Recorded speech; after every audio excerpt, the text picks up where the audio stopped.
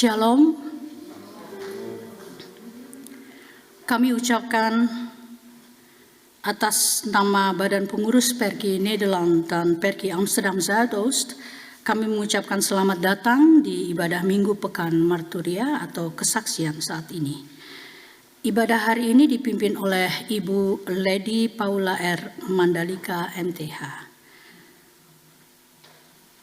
Kami ucapkan selamat beribadah di tempat ini maupun di rumah masing-masing melalui siaran langsung kepada semua jemaat umat Tuhan dan kepada mereka yang baru pertama kali mengikuti ibadah Perki saat ini. Marilah kita beribadah kepada Tuhan Allah kita atas anugerah dan kasih-Nya. Untuk itu jemaat dipersilahkan berdiri dan bersama kita menyanyikan lagu Kidung Jemaat 314, Pujilah Sumber Hidupmu.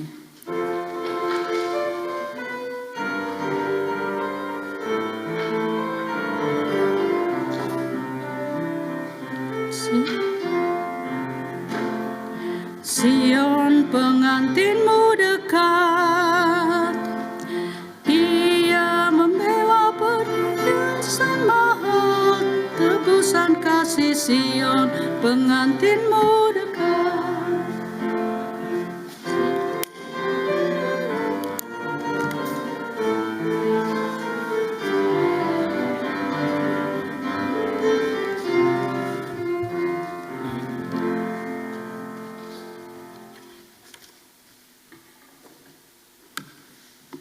Pertolongan kita adalah dalam nama Tuhan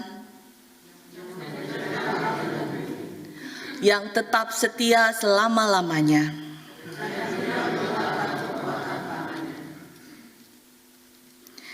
Kasih karunia dan damai sejahtera dari Allah Bapa kita dan dari Tuhan Yesus Kristus menyertai saudara sekalian.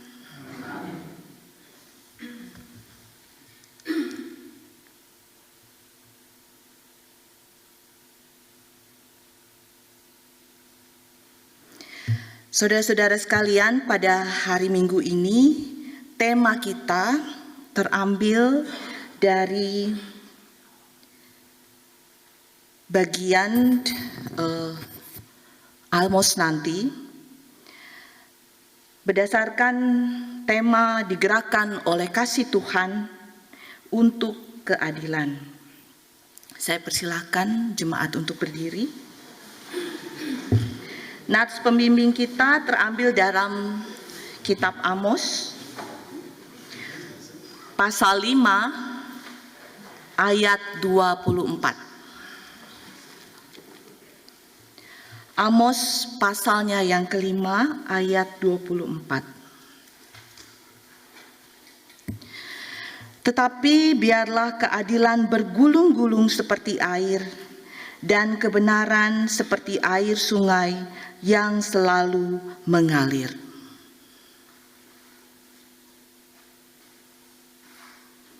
Mari kita nyanyikan pujian Tuhan Pencipta Semesta.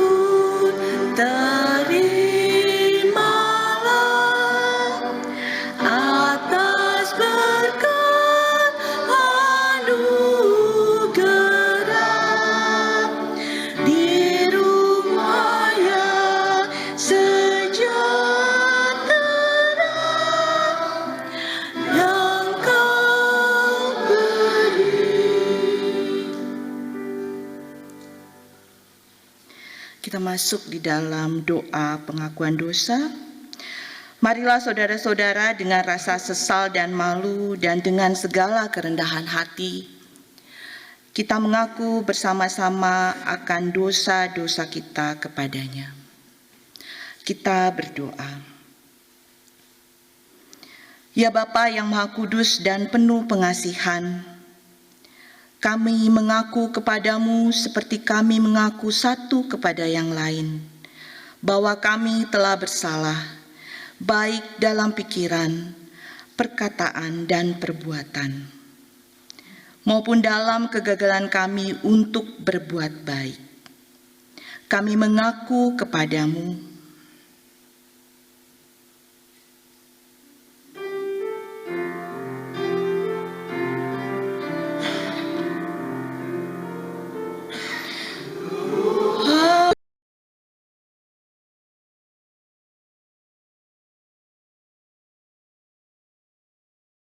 kasihani kami, Tuhan kasihani kami.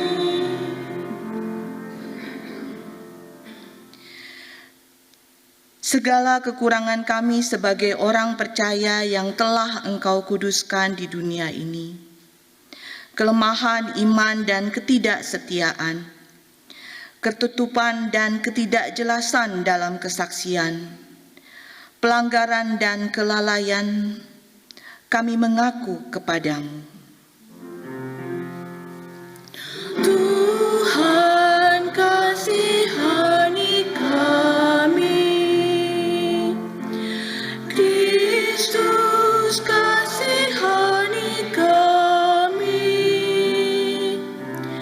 Tuhan kasihani kami.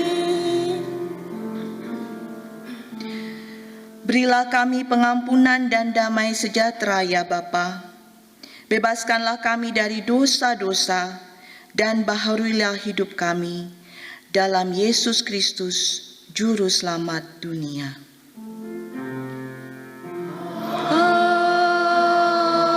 Amin. Allah yang penuh belas kasihan, mendengar pengakuan dosa kita dan mengampuni kita semua. Sebagaimana di dalam 1 Petrus 2 ayat 24 dikatakan, Ia sendiri telah memikul dosa kita di dalam tubuhnya di kayu salib, supaya kita yang telah mati terhadap dosa, hidup untuk kebenaran. Mari kita semua berdiri.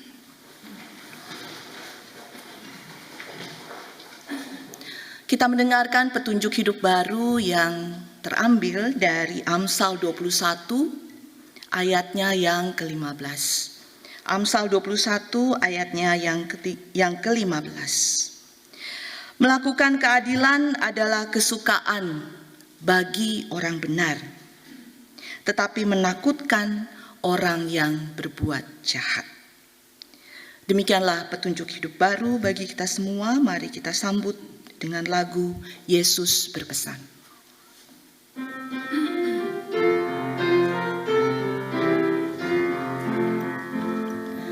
Yesus berpesan dalam malam gelap, kamu harus jadi lilin gemerlap, anak masing-masing di sekitarnya, dalam dunia ini bersinarlah.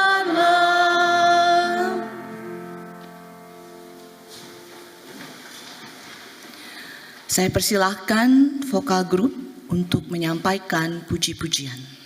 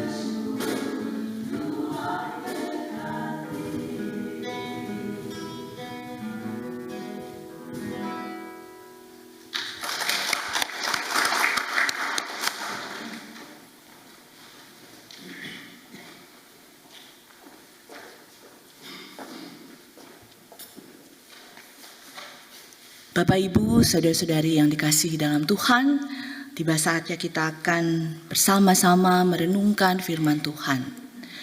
Mari sebelum kita masuk dalam perenungan firman Tuhan, kita menghadap Tuhan dan berdoa. Kita berdoa.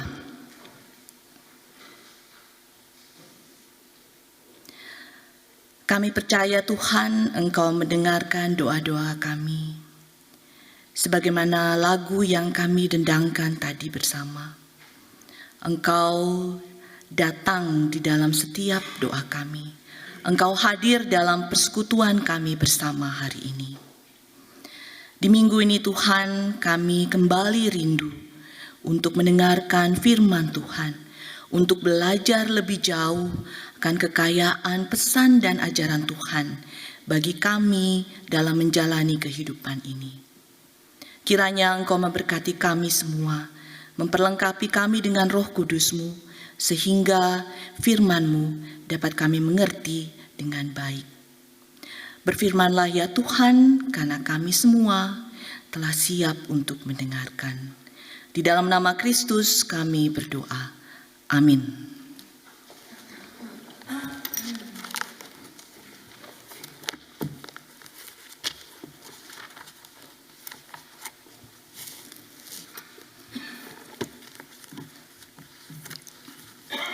Jemaat yang kekasih, pembacaan firman Tuhan pada pagi hari ini terambil dari Amos 5 ayat yang ke-14 hingga yang ke-17. Demikianlah firman Tuhan. Carilah yang baik dan jangan yang jahat, supaya kamu hidup. Dengan demikian Tuhan Allah semesta alam akan menyertai kamu. Seperti yang kamu katakan, bencilah yang jahat dan cintailah yang baik. Dan tegakkanlah keadilan di pintu gerbang. Mungkin Tuhan Allah semesta alam akan mengasihani sisa-sisa keturunan Yusuf. Sesungguhnya beginilah firman Tuhan, Allah semesta alam, Tuhanku. Di segala tanah lapang akan ada ratapan, dan di segala lorong orang akan berkata, wahai, wahai, petani dipanggil untuk berkabung. Dan orang-orang yang pandai meratap untuk mengadakan ratapan. Dan di segala kebun anggur akan ada ratapan. Apabila aku berjalan dari tengah-tengahmu. Firman Tuhan. Demikianlah firman Tuhan. Demikianlah firman Tuhan, terpujilah Kristus. Haleluya.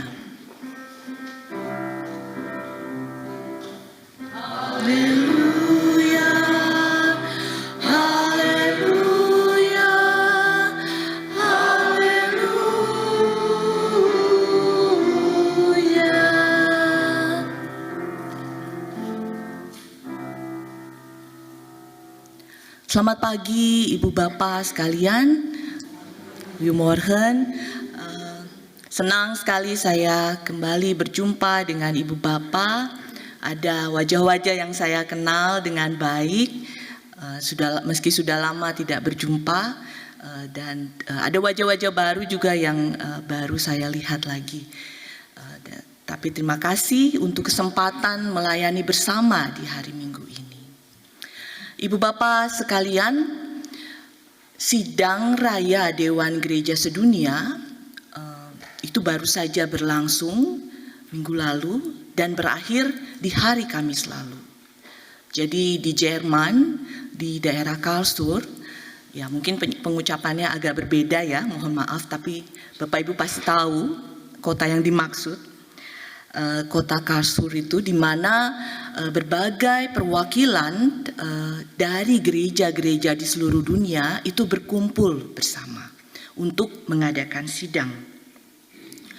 Nama kota Karlsruhe sendiri sebenarnya punya cerita yang cukup unik di belakangnya. Jadi Karlsruhe itu menurut legenda itu berarti Karl yang tidur, ya.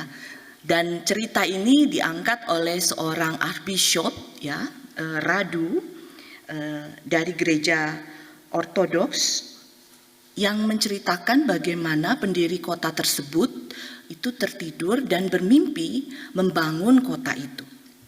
Setelah dia bangun, lalu kemudian dia mewujudkan mimpi untuk membangun kota itu. Nah, tetapi Archbishop ini mengangkat cerita legenda Karlsruhe ini untuk mengingatkan para utusan gereja-gereja yang hadir dalam persidangan itu untuk tidak tidur ketika hadir dalam persidangan, ya. Jadi benar-benar diingatkan, datang ke sini bukan untuk tidur, tetapi datang ke sini bangun. Mari kita pikirkan bersama-sama persoalan-persoalan yang dihadapi oleh gereja-gereja di seluruh dunia.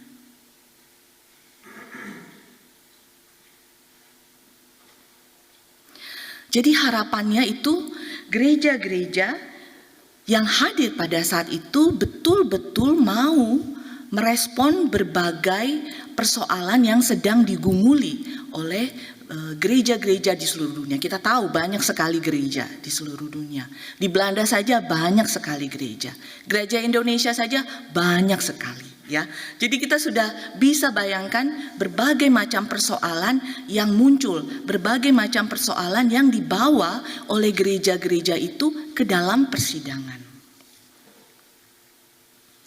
Dalam persidangan gerejawi tersebut, isu-isu penting yang dibicarakan paling tidak saya rangkum ada 3 ya. Ada banyak Ibu Bapak, tetapi ada 3 hal sebagai contoh yang bisa saya sampaikan pada saat ini. Pertama itu persoalan kerusakan lingkungan yang berkaitan erat dengan ketidakadilan sosial ekonomi dan berkaitan erat dengan ketidakadilan gender. Jadi persoalan ini bukan persoalan sosial yang nantinya hanya diurus oleh pemerintah saja ya, tetapi persidangan diskusi gerejawi juga membicarakan hal ini dan memperlihatkan ini juga adalah tanggung jawab gereja-gereja. Apakah sempat ada video yang bisa ditampilkan? Ada video di mana anak-anak muda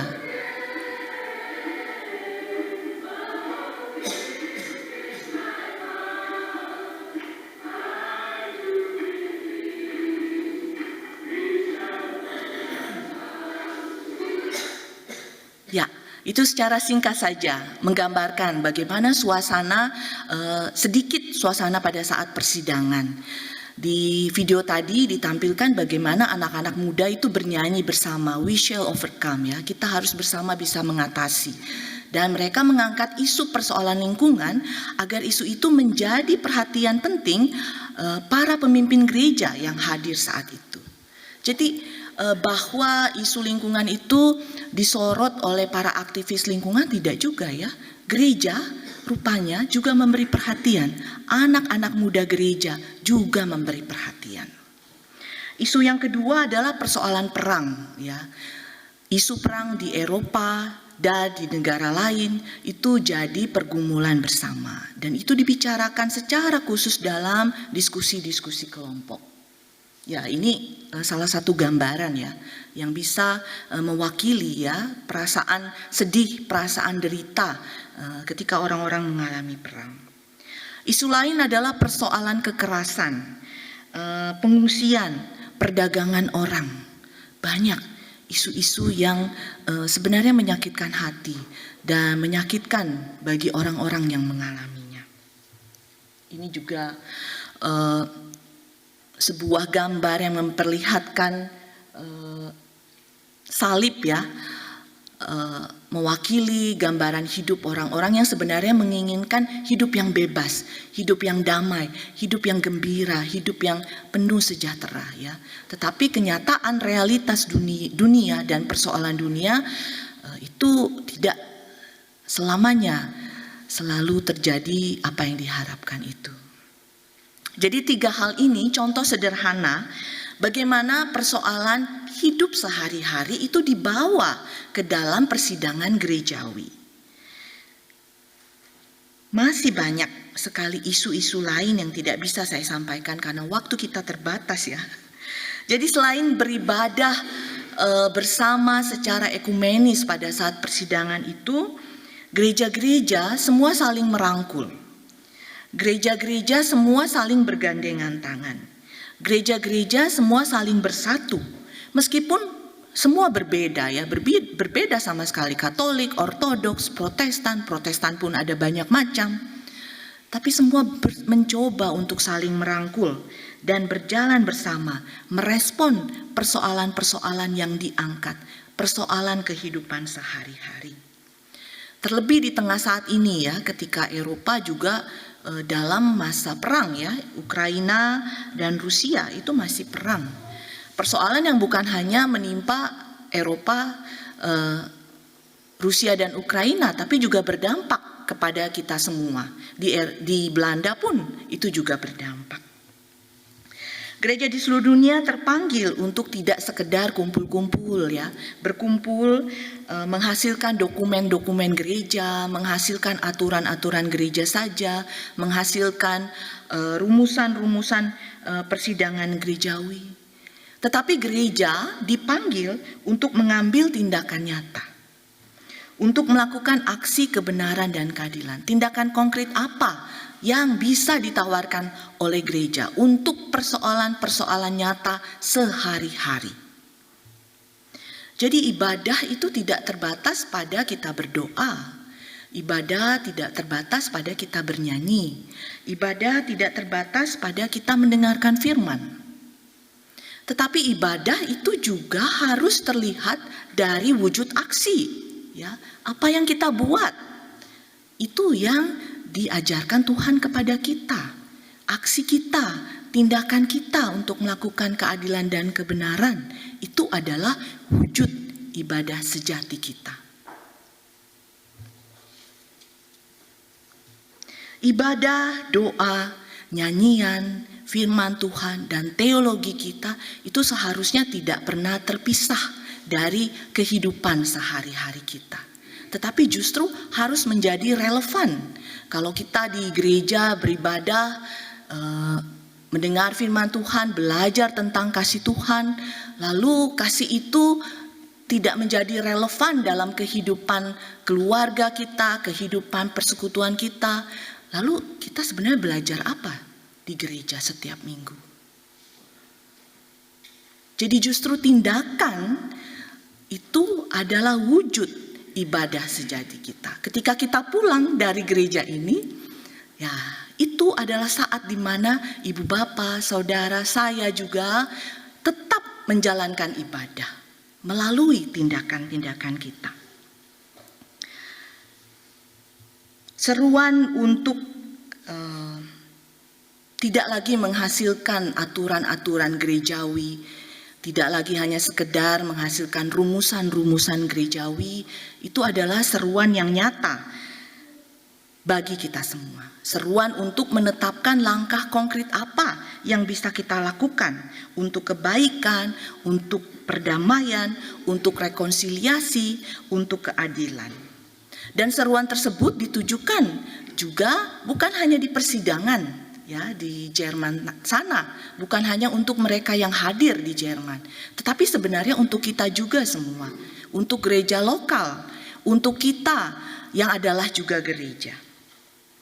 Seruan untuk bangun, bangkit, mencari yang baik, menegakkan keadilan, itu juga kita baca dalam teks Amos 5 ayat 14 sampai 17. Kalau kita baca dan pelajari sungguh-sungguh kitab Amos, memang kitab ini memberi perhatian sungguh-sungguh pada keadilan. Ya, kalau dari pasal 1 sampai pasal terakhir kita baca, banyak sekali teks dari kitab Amos ini berbicara tentang keadilan. Karena memang pada masa itu persoalan keadilan adalah persoalan yang digumuli dalam kitab Amos. Israel pada masa itu sebenarnya sedang berada pada masa kemakmuran ya. Jadi banyak kemakmuran yang terjadi pada masa itu. Tetapi ternyata di masa kemakmuran itu ada ratapan-ratapan yang mungkin tersembunyi tetapi juga terbuka. Dan Amos dalam kitab ini menghadirkan atau membuka ratapan-ratapan yang juga ada di dalam orang-orang Israel. Ratapan karena ketidakadilan, karena suap, karena pembiaran kepada orang yang miskin. Itu Bapak Ibu bisa baca di Amos pasal 1 ya sampai pasal 13 pasal 1 sampai pasal 5 ya, itu Bapak Ibu bisa baca semua. Jadi sekalipun sesungguhnya Israel berada pada masa kemakmuran, tidak semua nikmati kemakmuran itu. Sekalipun sesungguhnya Israel seharusnya berada pada masa jayanya, tidak semua menikmati kejayaan itu. Pada ayat 13 di Amos digambarkan ada reaksi diam, ada reaksi bungkam, tidak bisa berkata-kata. Ya, ayat 13 ini bisa kita maknai dari dua arti. Mungkin dia diam karena dia memberi reaksi terhadap kejahatan yang terjadi di sekitarnya. Ya, kadang-kadang ketika hal yang terlalu jahat dan menyakitkan itu terjadi, kita kehilangan kata-kata. Kita hanya terdiam ya, tidak tahu mau bilang apa. Tetapi di sisi lain, ayat 13 ini bisa juga berarti bahwa orang tersebut diam karena dia tidak tahu mau berkata kata apa atas kejahatan yang terjadi dan hari Tuhan yang akan datang, ya, seperti yang diungkapkan pada ayat 16 dan 17. Terdiam karena situasi tidak adil itu sering kita temukan, ya. Saya beri contoh misalnya seorang ibu di Sumba ketika dia cerita tentang hutan mereka yang habis dibabat maksudnya ditebang ya, sehingga mereka tidak bisa lagi mengambil hal-hal yang baik dari hutan untuk kehidupannya. Dia terdiam, ibu ini terdiam dan didiamkan, dibungkam ya. Dia tidak bisa berkata apa-apa. Secara sosial dia diam, tetapi dalam hati dia menjerit ya, dia menjerit kepada Tuhannya. Tuhan, kenapa ini harus terjadi? Dalam situasi-situasi sulit, situasi-situasi penuh kesakitan, situasi-situasi penuh penderitaan, situasi penuh penindasan, kekejian, kadangkala memang kita kehabisan kata-kata. Kenapa ini bisa terjadi ya? Kenapa seperti itu? Mengapa sampai bisa terjadi? Kenapa orang bisa begitu jahat? Kenapa tidak ada kasih? Ya. Seruan dari teks Amos ini sebaliknya tidak menyuruh kita untuk diam saja. Ayat 14 dan 15 dengan tegas menyerukan kepada kita, ayo cari yang baik, ayo cintailah yang baik, ayo tegakkanlah keadilan. Memang kadangkala kita masih saja ada orang yang berdiam diri. Walau di depan matanya ada saudaranya, ada sesamanya ya, mengalami kesulitan, mengalami ketidakadilan. Ada juga orang yang berdiam diri, walaupun dia menjumpai, mendengar, melihat adanya perlakuan yang diskriminatif. Ada juga orang yang masih berdiam diri, walau sudah dengar, sudah diberitahu, sudah mengalami bahwa bumi ini sedang berada dalam kerusakan yang memprihatinkan karena ulah-ulah manusia. Banyak orang yang masih berdiam diri, banyak gereja masih berdiam diri. Oleh karena itu, Amos pada hari ini menyerukan, mengingatkan kepada kita, mari kita cari yang baik, mari kita menegakkan keadilan. Ini salah satu pesan kuat dari teks yang kita baca dan refleksikan pada hari ini. Bapak Ibu saudara-saudari, dalam hidup ini kita akan selalu diperhadapkan pada banyak sekali pilihan-pilihan dalam kehidupan. Setiap detik saya, ibu bapak harus membuat pilihan. Apakah kita akan buat pilihan yang baik? Apakah kita akan membuat pilihan yang membawa pada perdamaian? Ataukah kita membuat pilihan yang membawa pada perpecahan? Apakah kita akan membuat pilihan yang membawa pada kerusakan alam? Ataukah kita membuat pilihan yang membawa pada keharmonisan hidup dengan alam? Melakukan yang baik, menegakkan keadilan itu dimulai dari hati, dari pikiran, lalu berlanjut pada tindakan kita. Apakah kita sanggup melakukannya ya? Kadangkala kita ragu-ragu dengan diri kita sendiri. Kita tahu itu bukan hal yang mudah. Banyak tantangan untuk menyatakan kebenaran, banyak tantangan untuk menyatakan kejujuran. Mau bersikap jujur saja, kadang kita masih pikir-pikir. Kita masih timbang-timbang. Aduh, ini menyinggung gak ya? Aduh, ini bagaimana ya? Padahal ini sebenarnya adalah prinsip. Di masa di mana persaingan semakin meningkat ya, dan kebohongan dibuat sebagai hal yang biasa-biasa saja, sesungguhnya itu adalah masa di mana kejujuran kita diuji. Saya salah, saya minta maaf. Adalah contoh kita jujur pada orang lain, tetapi juga terutama jujur pada Tuhan dan diri kita sendiri. Jujur pada diri sendiri ini juga penting untuk kesehatan kita. Karena pintu hati nurani ya tidak bisa berbohong. Kalau kita melakukan hal yang tidak adil, kita melakukan hal yang tidak benar, kita melakukan hal yang tidak jujur, kita bisa bilang atau tidak menampakkan hal itu kepada orang lain. Tetapi hati nurani Bapak, Ibu, Saudara dan saya itu tidak bisa berbohong. Itu akan selalu mengetuk kita, ini tidak benar. Banyaknya tantangan untuk memperjuangkan keadilan juga sebenarnya mendorong kita untuk harus tetap berkomitmen, ya, memelihara komitmen itu terus-menerus. Dan salah satu cara untuk memelihara komitmen itu terus-menerus adalah dengan terus belajar. Belajar melalui kesaksian Alkitab. Alkitab yang Bapak Ibu baca, kita semua baca, kita renungkan setiap minggu, bahkan setiap hari, itu selalu berulang kali mengajarkan kepada kita untuk hidup dengan iman yang berdasarkan pada kebenaran dan keadilan serta kebaikan Tuhan. Perasaan kita terhadap suatu masalah itu bisa berubah-ubah. Karena tergantung kondisi, tergantung situasi, tergantung orang yang kita hadapi. Tetapi komitmen kita untuk kebenaran, untuk kebaikan, untuk keadilan itu seharusnya tidak berubah. Tetapi harus dipelihara terus-menerus. Banyak tantangan, jangan menyurutkan komitmen kita semua. Bapak Ibu bisa tanya kepada mereka yang mendampingi korban kekerasan, ya, sulitnya untuk memperjuangkan keadilan, sulitnya untuk mengatakan kebenaran. Korban kekerasan itu sulit untuk menceritakan penderitaan mereka, ya, karena ada begitu banyak tekanan.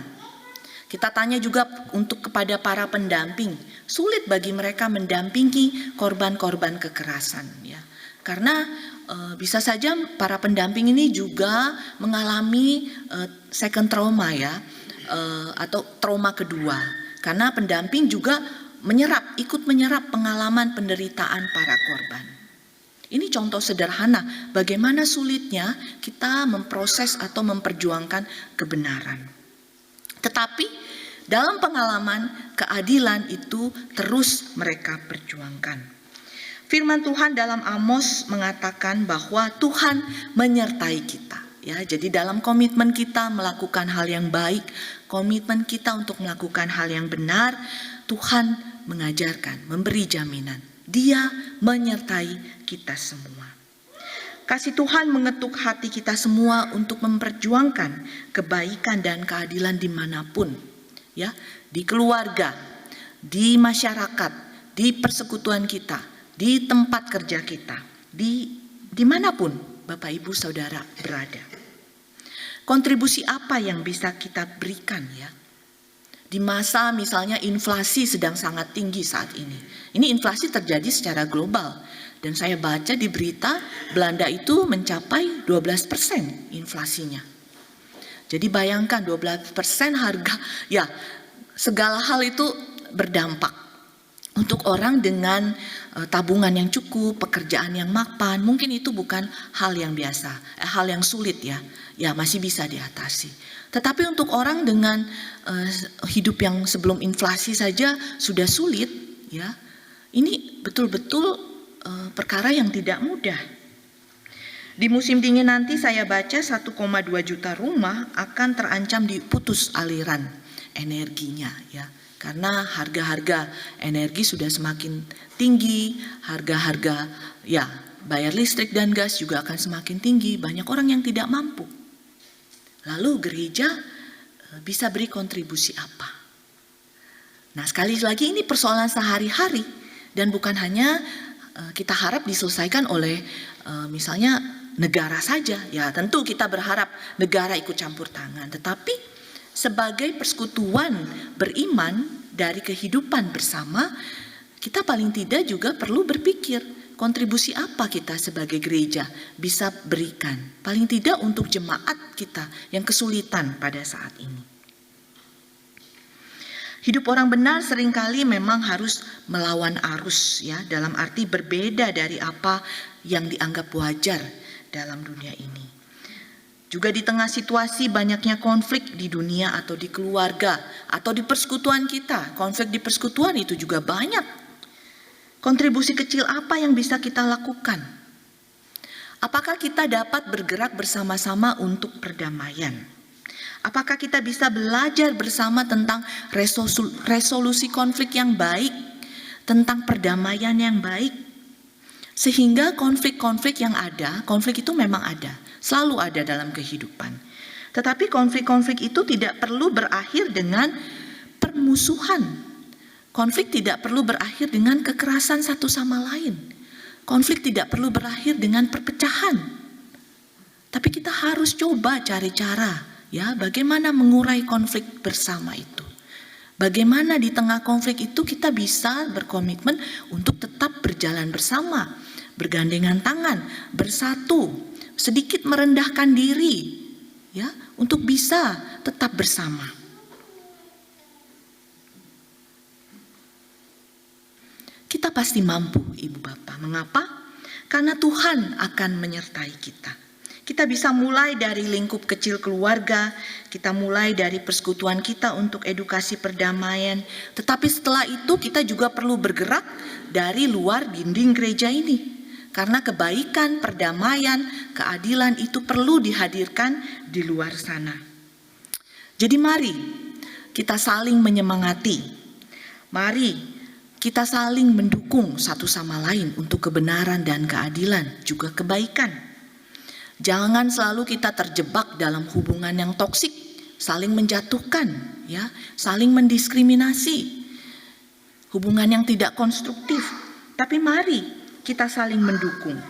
Kita berjalan bersama untuk menghadapi persoalan yang lebih besar yang dihadapi umat kita. Mari kita berjalan bersama-sama untuk keadilan dan kebaikan di setiap hidup kita sehari-hari. Itu panggilan iman kita semua. Semoga kasih Tuhan mengetuk pintu hati kita dan Roh Kudus menggerakkan kita semua. Amin.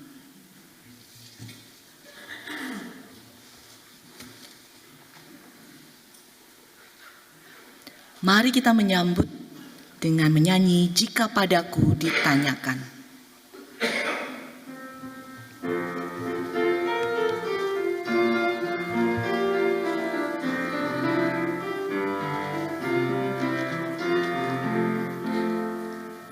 Kepadaku ditanyakan, apa akan ku beritakan pada dunia yang penuh penderitaan?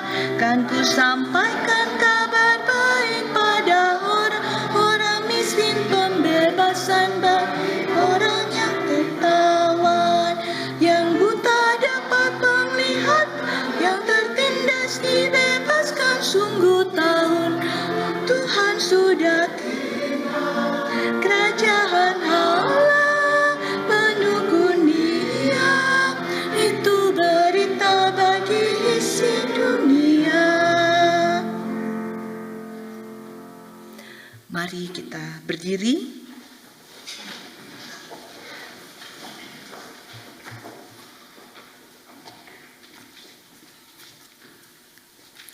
Jemaat Tuhan, mari berdiri bersama dengan segenap orang percaya di segala tempat dan masa. Kita mengucapkan dan mengikrarkan pengakuan iman rasuli dengan hati dan mulut kita mengaku. Aku percaya kepada Allah, Bapa yang Maha Kuasa, Khalik langit dan bumi, dan kepada Yesus Kristus, Anak yang tunggal Tuhan kita, yang dikandung daripada Roh Kudus, lahir dari anak darah Maria, yang menderita di bawah pemerintahan Pontius Pilatus, disalibkan, mati dan dikuburkan, turun ke dalam kerajaan maut. Pada hari yang ketiga, bangkit pula dari antara orang mati, naik ke sorga, duduk di sebelah kanan Allah, Bapa yang Maha Kuasa, dan akan datang dari sana untuk menghakimi orang yang hidup dan yang mati. Aku percaya kepada Roh Kudus, gereja yang kudus dan am, persekutuan orang kudus, pengampunan dosa, kebangkitan daging, dan hidup yang kekal. Amin.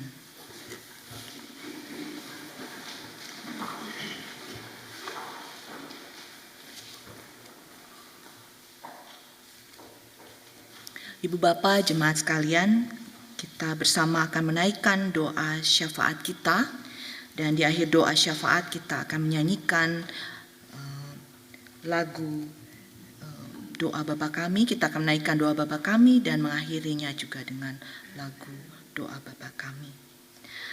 Mari kita bersatu di dalam doa. Dengan rendah hati, ya Tuhan yang penuh kasih, kami datang kepadamu, menaikkan doa-doa kami, juga menaikkan syukur kami atas pemeliharaan Tuhan di dalam kehidupan kami. Terima kasih Tuhan untuk kekuatan yang Tuhan beri bagi kami selama hari-hari yang telah kami lewati.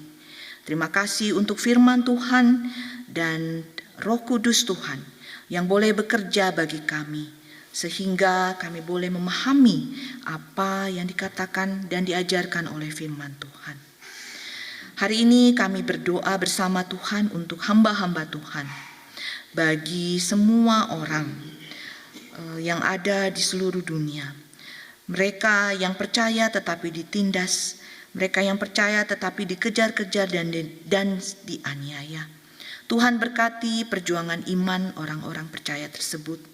Biarlah sekalipun ada berbagai tantangan, kesulitan untuk mempertahankan iman percaya mereka, kasih Tuhan selalu menguatkan mereka untuk berpegang pada komitmen iman mereka. Kami berdoa untuk pergumulan dunia, pergumulan sehari-hari, peperangan yang kami hadapi, bencana-bencana yang kami hadapi, berbagai virus dan penyakit yang ada di dunia ini. Kami mohon Tuhan campur tangan dalam kehidupan kami. Kami mohon pertolongan Tuhan dalam kehidupan kami, sehingga segala tantangan ini kami bisa lewati bersama dengan Tuhan. Kami berdoa untuk pemerintahan bangsa-bangsa di dunia ini, di Belanda dan juga di Indonesia. Berkatilah semua pemerintah di Belanda dan Indonesia dalam kerja-kerja mereka, agar kerja-kerja yang mereka lakukan benar-benar adalah kerja-kerja untuk kebaikan masyarakat, untuk kebaikan semua, untuk keadilan kehidupan di dunia ini. Kami mendukung semua karya para pemerintah yang bermanfaat bagi masyarakat di dalam doa kami ini. Ya Tuhan yang penuh kasih, kami berdoa bagi gereja Perki Nederland, Ibu Pendeta Ida Patinama dan keluarga, para pendeta yang melayani di gereja Perki Nederland. Kami juga berdoa untuk tim BPPNB, badan pengurus setempat, dan jemaat, baik di gereja Perki Amsterdam Zuidoost, Almere, Arnhem, Voorburg, dan Zwolle. Tuhan berkati semua para pelayan ini dalam kehidupan mereka. Berikanlah hati yang sukacita dalam melayani. Berikanlah hati yang gembira dalam melayani. Berikanlah juga kerelaan hati untuk menanggung beban bersama dengan jemaat-jemaat Tuhan. Berikanlah juga perdamaian di antara mereka. Semangat untuk saling mendukung, semangat untuk saling memberi, semangat untuk saling mengasihi. Kami berdoa bagi jemaat-jemaat kami yang sakit. Saudara Steve de Vrets, Ibu Ade Marpaung, Ibu Giok Mohtar, Ibu Nani Pardede, Bapak Beni Marpaung, Bapak Will Mostad. Kerapuhan hidup dan kerapuhan tubuh kami Tuhan, kami perserahkan ke dalam tangan kasih-Mu. Tolong lindungi jemaat kami yang sakit, berikan pengharapan selalu, pulihkanlah mereka dari sakitnya, dan berikan kekuatan mereka dalam segala proses pengobatan yang sedang dialami. Kami berdoa juga bersama dengan jemaat kami yang sedang mengalami kedukaan atas meninggalnya kakak adik dari Ibu Giok Mohtar dan Ibu Wiwi Lim.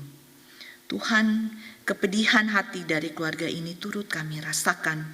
Tuhan, kami berdoa kiranya kasih dan penghiburan sejati Tuhan berikan kepada keluarga ini. Di balik kesedihan atas meninggalnya keluarga terkasih, kiranya pengharapan daripada Tuhan dan kekuatan daripada Tuhan semata Tuhan berikan kepada mereka. Kami bersukacita bersama keluarga yang berulang tahun, Ibu Priscilla Nelwan, Sisia Olgun Aipasa, Nick De Rover, Sarah Aipasa, Redo Atmo, dan mereka yang bersukacita karena ulang tahun pernikahan. Bapak Bobby dan Ita Nelwan, Ibu Rosana dan Bapak Vincent Stratman. Kami bersukacita bersama mereka semua karena kemurahan dan kebaikan Tuhan, sehingga mereka bisa merayakan ulang tahun dan juga ulang tahun pernikahan. Berkatilah mereka Tuhan dalam hari-hari hidupnya. Biarlah sukacita dan kesehatan tetap Tuhan anugerahkan, dan berkat Tuhan limpahkan dalam kehidupan mereka. Kami juga berdoa bagi rencana tur gereja Perki ketiga negara di bulan Oktober ini. Berkati setiap rencana dan panitia yang mempersiapkan. Berkati juga jemaat yang berencana untuk ikut serta. Biarlah kunjungan ini dapat membawa berkat bagi semua jemaat, dan juga semoga melalui kunjungan ini orang lain juga mendapat berkat dari jemaat Tuhan. Inilah doa-doa dan pengharapan kami Tuhan. Dengarkanlah kiranya doa-doa kami bersama ini yang kami naikkan dengan segala kerendahan hati kami. Dan kami berdoa dengan doa yang telah Tuhan ajarkan kepada kami. Bapa kami yang di sorga, dikuduskanlah nama-Mu. Datanglah kerajaan-Mu, jadilah di bumi seperti di sorga. Berikanlah kami pada hari ini, dan kami yang secukupnya. Dan kami akan kesalahan kami, seperti kami juga mengampuni orang yang bersalah kepada kami. Dan janganlah bawa kami dalam pencobaan, tetapi lepaskanlah kami daripada yang jahat. Karena Engkaulah yang mempunyai kerajaan dan kuasa dan kemuliaan sampai selama-lamanya. Amin.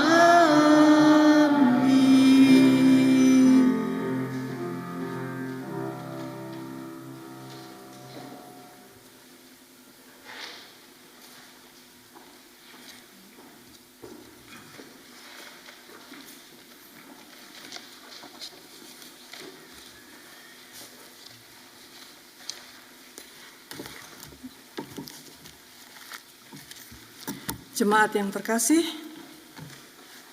kami akan memberikan persembahan kami pada pagi ini sambil mengingat firman Tuhan yang terambil dari 2 Korintus 9 ayatnya yang ke-6 sampai dengan yang ke-8 yang berbunyi, camkanlah ini, orang yang menabur sedikit akan menuai sedikit juga, dan orang yang menabur banyak akan menuai banyak juga. Hendaklah masing-masing memberikan menurut kerelaan hatinya, jangan sedih hati atau karena paksaan, sebab Allah mengasihi orang yang memberi dengan sukacita, dan Allah sanggup melimpahkan segala kasih karunia kepada kamu, supaya kamu senantiasa berkecukupan di dalam segala sesuatu, dan malah berkelimpahan di dalam pelbagai kebajikan. Sambil kantong persembahan diedarkan, kita akan menyanyi dari Kidung Jemaat nomor 302, ayat pertama, kedua, dan ketiga.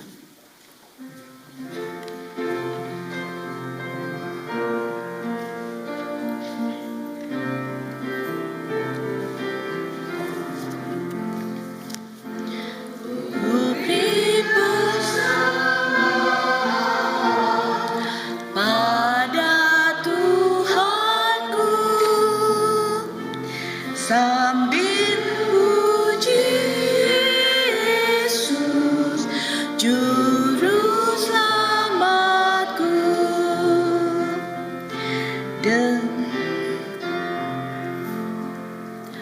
dengan sukaria ku beri padamu dan merasa kaya dalam Tuhanku.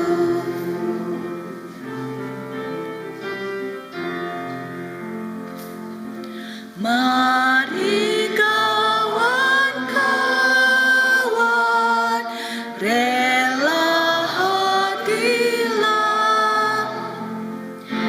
bawa persembahan, datanglah segera.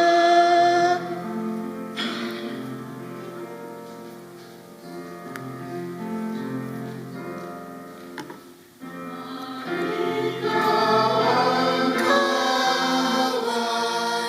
rela hatilah,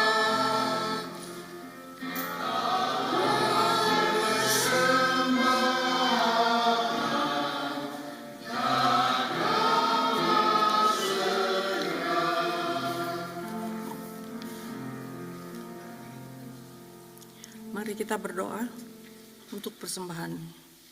Sekarang ya Allah kami bersyukur kepadamu dan memuji nama-Mu yang agung itu. Sebab siapakah kami sehingga kami mampu memberikan persembahan sukarela seperti ini? Sebab daripadamu-lah segala-galanya dan dari tangan-Mu sendirilah persembahan yang kami berikan kepadamu. Ya Tuhan, terimalah syukur hati kami yang kami persembahkan dalam nama Yesus, Tuhan kami yang adalah sumber hidup dan berkat. Amin.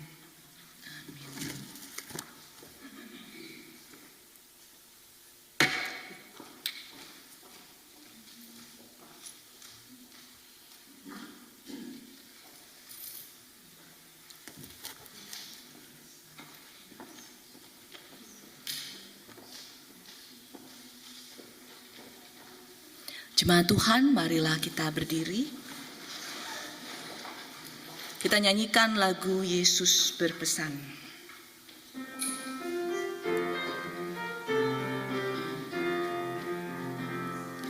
Yesus berpesan, bersinarlah terang, lilinmu kulihat malam dan siang, anak masing-masing di sekitarnya, untuk hormat Tuhan bersinarlah.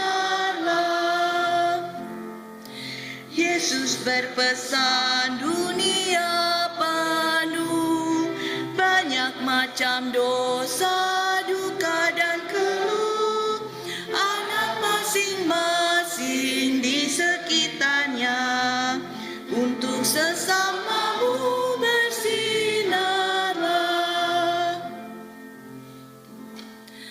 Jemaat, arahkanlah hatimu pada Tuhan dan terimalah berkat-Nya.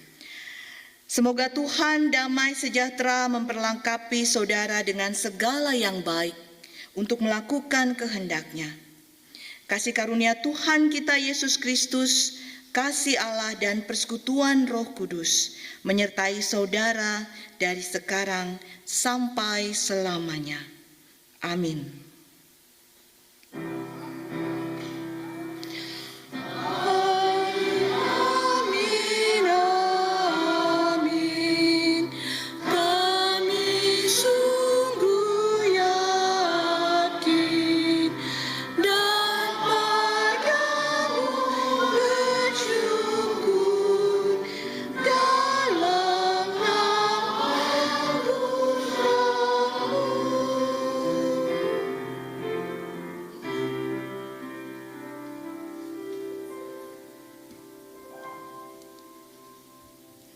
saat teduh.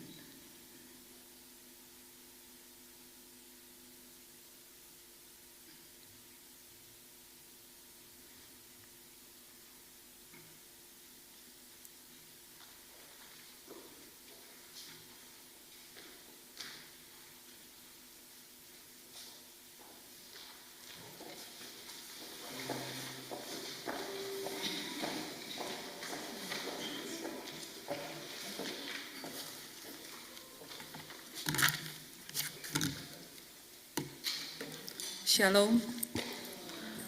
Atas nama Badan Pengurus dan Jemaat Perki Amsterdam Zuidoost, kami mengucapkan banyak terima kasih kepada Ibu Lady Paula R. Mandalika yang telah memimpin ibadah dan kepada Bapak Mardi Kalei yang telah mengiringi musik dalam ibadah pagi hari ini. Tuhan Yesus memberkati.